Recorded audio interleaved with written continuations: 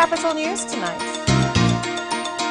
President Dr. John Magufuli holds talks with Pan-Africanist Professor Patrick Lumumba.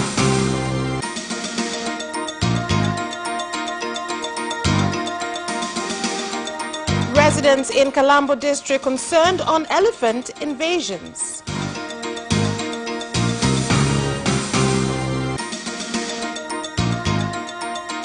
And in sports, heads of boarding schools and parents have been urged to allow students to go and cheer the national girls under-17 team when they face Uganda in the World Cup qualifier on the 1st of March.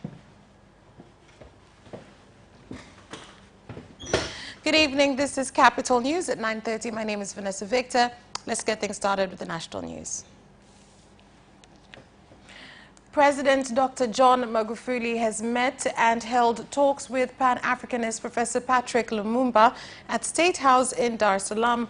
During the meeting, President Magufuli and Professor Lumumba, a Kenyan national, talked about various issues concerning efforts being taken by Africa to improve the economy by using its own resources.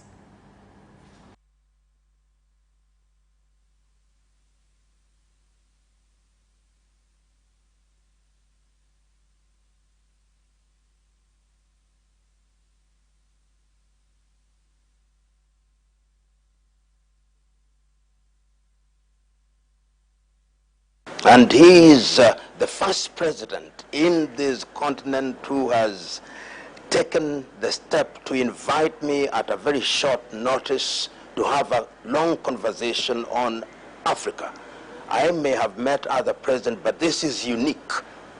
Unique in the sense that I've had the opportunity to have a conversation of nearly 1 hour with President John Pombe Magufuli, and what amazes me is the President's ability to explain in detail many of the things that have happened in the last 4 years in this 5th administration of the government of the United Republic of Tanzania. We have talked about what has happened in the area of infrastructure, what has happened in the education sector, what has happened in the health sector, what has happened in terms of international relations. And what has come out very clearly and what has impressed me is that the President has the pulse of the nation. He knows what is happening. He is able to state in detail what is happening in Iringa, what is happening in Mwanza, what is happening in Chalinze, what is happening in different sectors, and his appreciation of the fact that going forward, Africa can only realize our potential if her men and women are dedicated to do things that are in the best interest of the society. And meanwhile, President Dr. John Magufuli has met with an envoy of Chancellor Angela Merkel for African Affairs, Gwenta Nuke, at State House in Dar es Salaam. During the meeting, Mr. Nuke expressed satisfaction on development progress made in the country and also commended the Fifth Phase government's efforts in fighting corruption. Pleased to meet you. How are you? Very well. Thank you. Hello. Sure, Mr. President. Habari yako? Nzuri sana. Hujambo sana. Asante. Haya. We have agreed about a long-lasting, very good relationship between Germany and Tanzania, and we have agreed also about the economic development, that we should do more together also with private companies and experts. I'm very happy about this positive perception of the President. He said he loves Germany, and I told him the Germans love Tanzania. And residents of Kafukoka, Nonto and Kachele villages in Kasanga Division, Kalambo District, Rukwa region have expressed concern on elephant invasions which have caused destruction of 575 crops and the death of 3 people. They urge the government to help them control these elephant invasions. Ombi letu tunaomba magemu hata moja. We ask for at least 1 game warden we have been forced to keep a watch throughout the night. That elephants invade my farm and eat up all the crops. I ask the government to help us. We are forced to live in the bush. Togo, kalanga. Cassava, groundnuts, beans and maize have been damaged by the elephants. Na kwa mwaka huu tu, mwaka 2010. June in 2019 to 2020, more than 535 hectares have been damaged from November last year to this February. Moja 12 wa kwanza na huu wa pili ambapo tupo. And Kisutu Resident Magistrate Court has sentenced journalist Eric Kabendera to pay compensation and a fine of 273.2 million shillings after admitting to tax evasion and money laundering. He was freed after paying a fine of 100,250,000 shillings. Following his release, the court has ordered Eric Kabendera to pay 29 million shillings every month for a period of 6 months.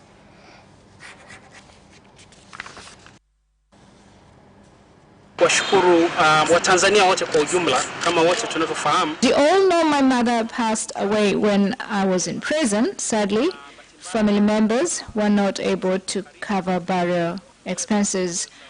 I was informed that ordinary Tanzanians made contributions and saw that my mother was laid to rest. I sincerely commend them. The love that you showed me is too much to comprehend. The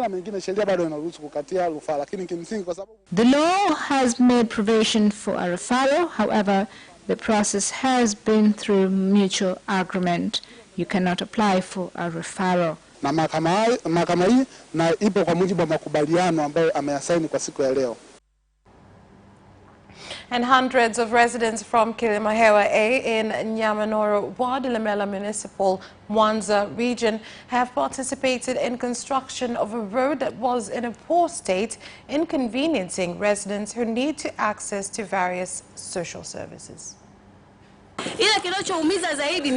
The road is so bad, extremely terrible for mothers who can't get to the hospital on time and have a safe delivery.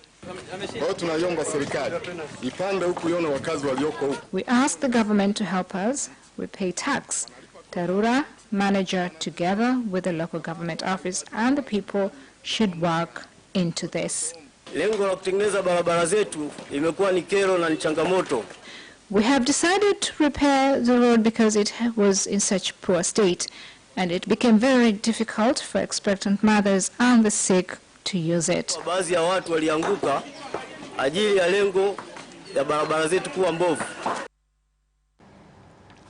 Flood victims at Kijiweni village in Lindi district have commended the government and various stakeholders for the support they have continued to provide after losing their assets during the floods.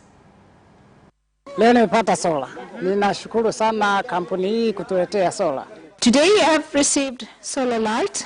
We've lived in darkness, but we will no longer be forced to live like that. Tunaungana na serikali kusupport. We support the government in helping those affected, and we will continue to support them. And today we've given out 120 solar lights, which will be a big help to them. Tutaendelea kuwapa ushirikiano katika mazingira ambayo wako nayo.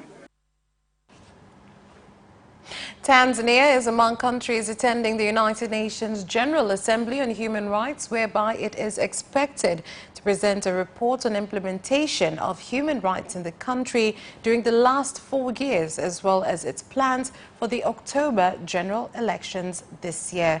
The Minister of Foreign Affairs and East African Cooperation, Professor Palamagamba Kabudi, is attending the UN conference, where he also met and held talks with the Commissioner General of the United Nations High Commissioner for Refugees, UNHCR, Filippo Grandi. Tanzania iko tayari kupokea wawekezaji wakubwa kutoka Denmark. Tanzania is ready to receive investors from Denmark and other European countries, but we must remember that the type of investment is that which will benefit Tanzania and investor a win-win situation. Tanzania itatoa taarifa. Tanzania will submit a report on human rights in the last 4 years, given that this year in October, Tanzania will hold a general election which will assure the world how we are observing human rights. We will continue to work, of course.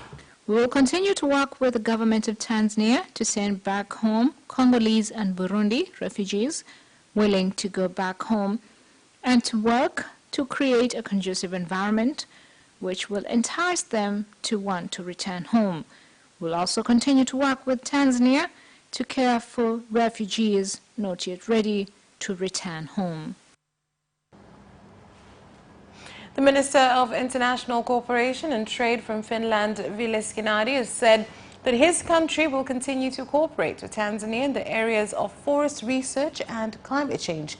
He made the statement in Dodoma when he met with a delegation from the Ministry of Natural Resources and Tourism, led by the Permanent Secretary, Professor Adolf Mkenda. Of being here in Tanzania as a minister, it's my first time, and of course the first purpose was to learn about our long-lasting development cooperation. We have done great work together already for decades, 50 years I could say, and obviously it's now time to look at the next 50 years, that how we can do even better. I really appreciate the work, especially in the forest sector. Today I had the opportunity to visit one of our main projects, and I really wanted to thank our team here, and of course in Tanzania as a whole, all the work what we have done. I think the work we are doing here is so important for Tanzania, but also for Africa, but also the rest of the world when it comes to climate change. Navyozalisha mazao yanayotokana na msitu na hasa kujenga uwezo. We looked at how we can use the forest to make an array of items, and Finland is the best in the world in this sector. So we have discussed on how we can work together in this regard. We have also invited them to bring investors who will invest in this field. Kwa sababu ili misitu iweze kuendelea ni vizuri iwe ni sehemu ya agenda ya Mheshimiwa Rais. That's all for national news. International news is next.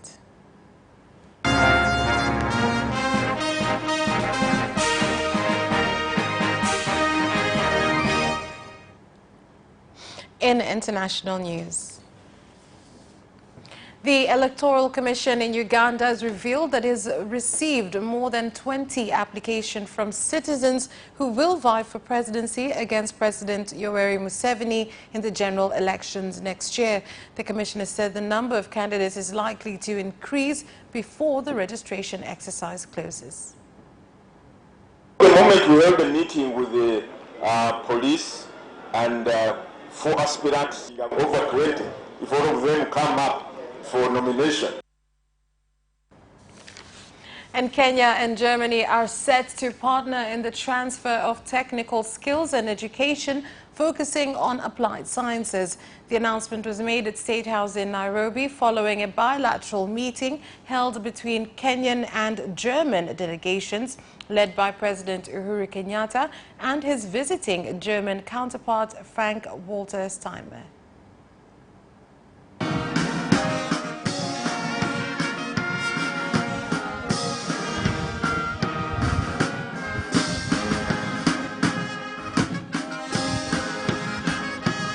This visit is the first visit by a president of the Federal Republic of Germany to Kenya since independence, and I believe it illustrates a desire by our two countries to scale up the scope of our development, cooperation across a multitude of sectors.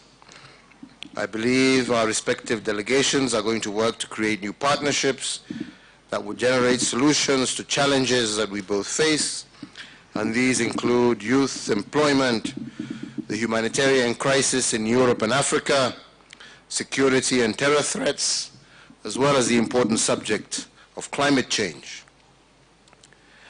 The backbone of our sustainable employment for the youth has to be anchored also in quality education, in both competency and skill-based training.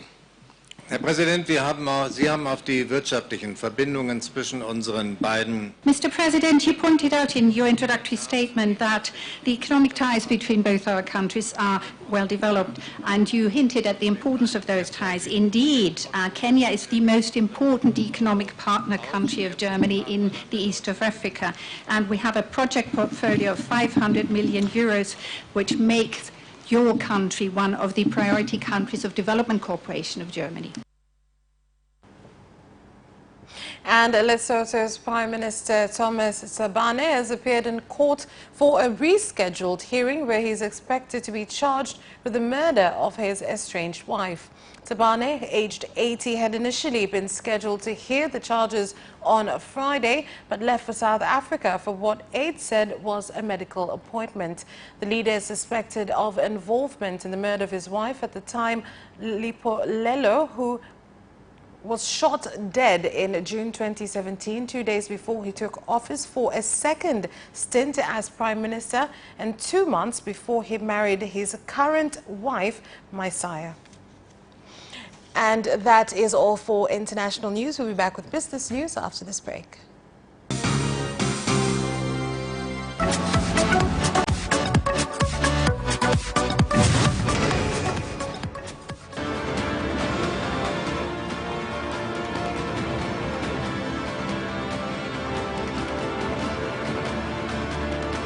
Watch Business Edition as we talk to business leaders and experts in sectors that are transforming Tanzania's economy. We believe that the driver is the customer. To change the mindset of traditional HR to the digitalization. Make sure that everybody can get some access to financial services. And once we understand the vision of our leaders, we then need to be behind them and help them in achieving that vision. Business have involved mercantile operations, trade guilds, or shared agricultural production, infrastructure, construction, financial sectors, tourism, and mining. Business Edition on Friday at 8:15 p.m.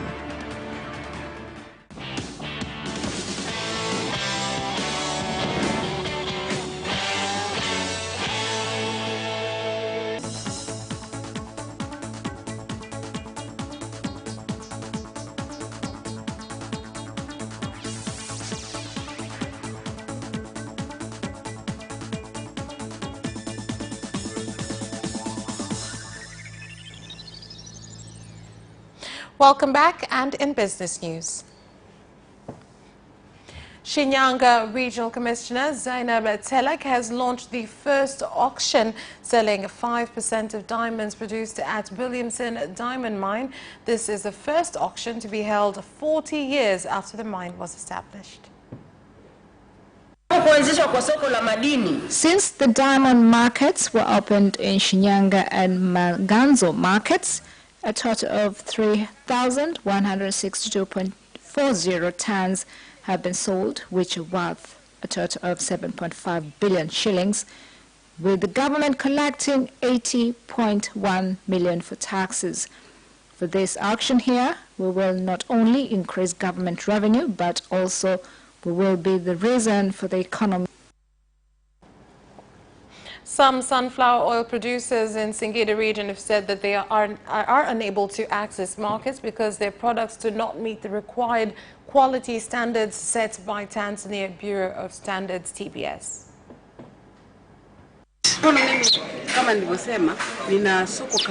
I have a 2-ton monthly market to the USA. I have been told in order to enter into a contract, my goods have to have the TBS verification. Thus, I'm awaiting that in order to sign the contract.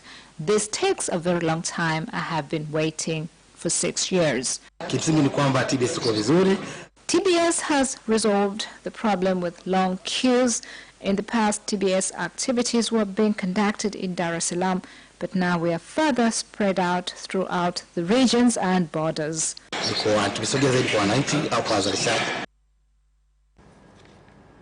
That's where we leave off with business news. Sports news is next. Away first time, good start from Bolt. Bolt leading a moment and going away. Gay trying to go with him, and he's being dragged through to second place, but he's going to win it by 2 meters. Away first time, good start from Bolt. Bolt leading a moment and going away. Gay trying to go with him, and he's being dragged through to second place, but he's going to win it by 2 meters.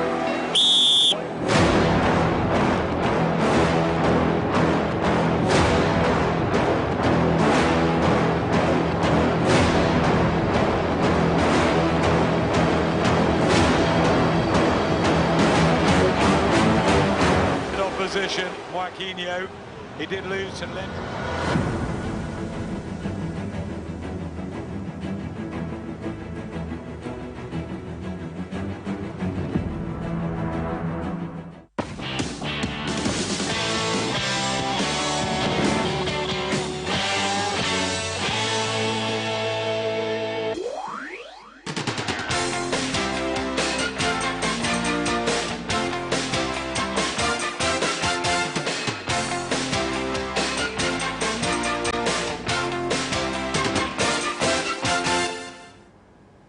And in sports. Heads of boarding schools and parents have been urged to allow students to go and cheer for the national girls under-17 team when they face Uganda in the World Cup qualifier on the 1st of March at the National Stadium in Dar es Salaam. Niwaombe sana walimu ambao shule ambazo zina. I would like to ask schools, for the day students, they can come from home.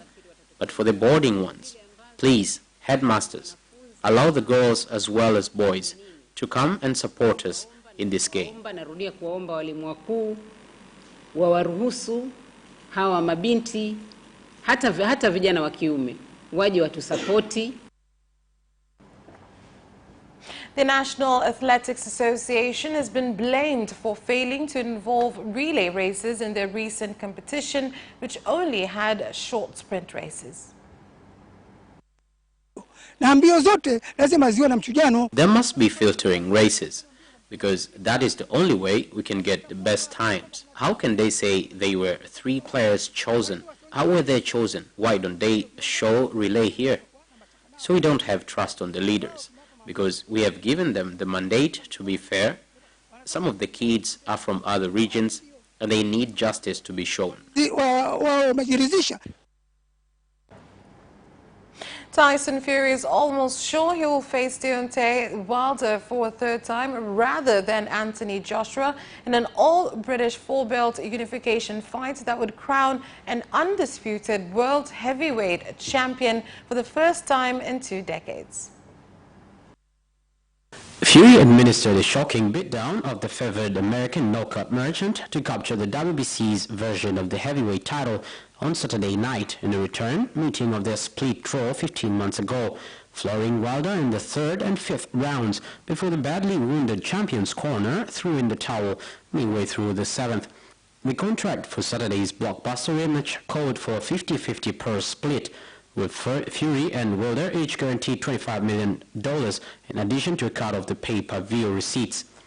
The deal included a rematch clause which gives Wilder's team 30 days to exercise their option for a 3rd fight, where the purse will be divided 60-40 in Fury's favor.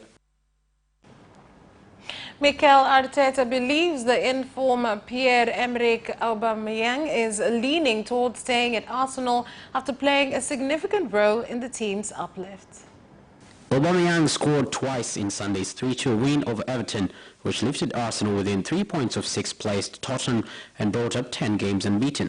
The club captain has scored 6 times in 9 appearances since Arteta took over in December, continuing to perform consistently despite doubts over his future. His contract ends next summer, and there has been strong suggestions he would favor a fresh challenge, but Arteta senses a change in his viewpoint. By the end of Manchester City's stifling win over Leicester City, it was hard not to wonder whether the stakes in a game between the 2nd and 3rd teams in the final stretch of the season had ever felt so low. Here is more. The league is gone for the champions, while Leicester are 9 points clear of 5th place in the race for Champions League qualification. Instead of a frantic battle between title rivals, it was just another game that would be quickly forgotten. That will not be the case as City prepare for Real Madrid at the Bernabeu on Wednesday with everything on the line. As Liverpool flitted from view early on this season, the Champions League had already long been the focal point for Pep Guardiola's side. And that sports item ends our news bulletin. Thank you for watching and good night.